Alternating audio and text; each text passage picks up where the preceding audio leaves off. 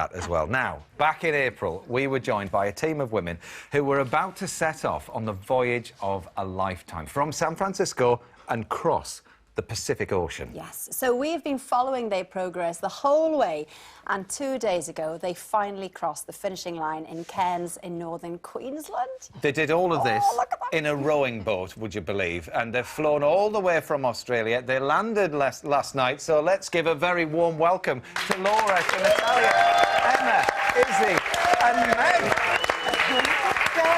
I mean, where do you start with the congratulations? Well, first of all, I think the both of us are so pleased that you're back in one piece. Yes. Because when you told us what you were about to do, we actually couldn't believe it, could we? But you're back, and it's brilliant. But Jack, 257 days these ladies spent on a rowing boat out on the Pacific. Unfathomable. I can't. How is it to be back on dry land, Laura?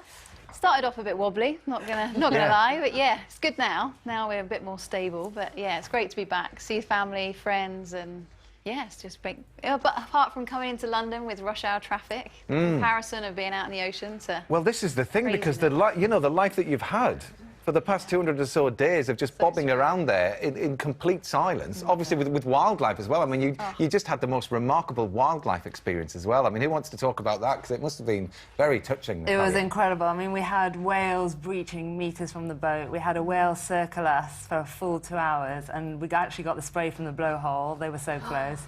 And then sharks. Obviously, we talked a little bit about Fernando, the last... Oh, we did, yeah. But there was Eduardo. Eduardo, we met in Leg 3. He was a new friend, bigger. Oh. And better. Scary. No. Yeah. we think we've got a photo of Eduardo here. I'm just interested in who was actually taking the shot, because it's quite incredible. How did you get that foot? Oh. That was me about to hit him with the oar. And Underwater camera. Yeah, I think it was Nat that was trying to get the shot, and then that oar kind of taps him on the head. Right. He should know not to get in the way of an oar. By accident. Did you feel like he was circling for food?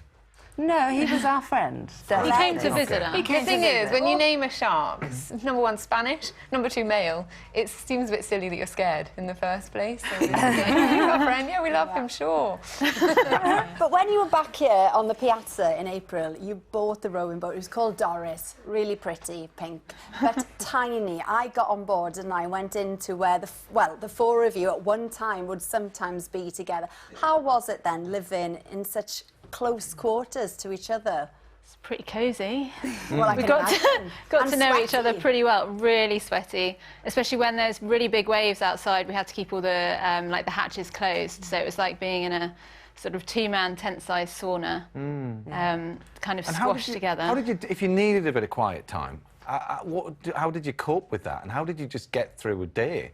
We did have a second cabin, which we did use sometimes at night, but during the day it was much too hot. So I think our kind of time out was when we were on the oars and you could put your headphones in and listen to your music, watch the ocean, and that was kind of your headspace to kind of get away from it all. Yeah. Were you able to get emails from your family? Yeah, so we had a satellite phone on the boat and also a device that allowed us to send emails. And we got lots of emails of support, which was really fantastic, not just from family, but from people who'd been following our journey, which was really great. It was always a good time of day, wasn't it, when we turned on the sat phone. And you know, and just because of the currents and the way that the ocean works, I mean, at times you must have just been going backwards as opposed to going forwards as well. So what was the hardest bit? Well, I think that was the hardest bit. That was it? Yeah. Is it the doldrums where we spoke to you, wasn't it? Yeah. That was pretty tough. Yeah. Well, I tell you what, it was an incredible journey. Jack, you'll love this. We've got sort of your best bits and worst. Here they are. Oh my God, the highlights? Is there a blooper reel? The main reason is to test myself, to see what I'm capable of. The story of why we're here and why we're doing it for breast cancer. You think life's too short and you really do have to live it, and that's why we're doing what we're doing. 154 days to go. We haven't seen the sunshine in about a week. If anything that makes me upset, it's always about my family, and it's always about what am I putting them through. Jesus is huge!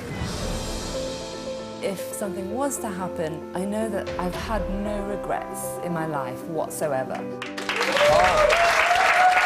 Well, that gives you goosebumps. isn't it? I've got goosebumps just watching that. So you made it back. We know you finished, but you haven't had it verified that you did actually manage to break 2 world records. So we can confirm this now, can't we? Do you know what? We've been Yes, we have. So you are officially the first team to row the Pacific and the first all-female team to row at the Pacific east to west. So huge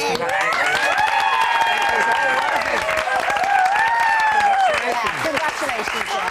Hey, I'm more than proud to be in team colours as well. Come on, there you go. Very good. I suppose the thing also is that, you know, although we crossed our literal Pacific, everybody has their own Pacific to cross, you know, so everybody faces challenges. And, you know, we're doing it for the women supported by our charity, so we're still fundraising and donating, so if people could sort of follow us and help us, that would be amazing. Yeah, well, I'm sure you've inspired the whole country, to be fair. Lovely to see you, and keep in touch with us. Thank you.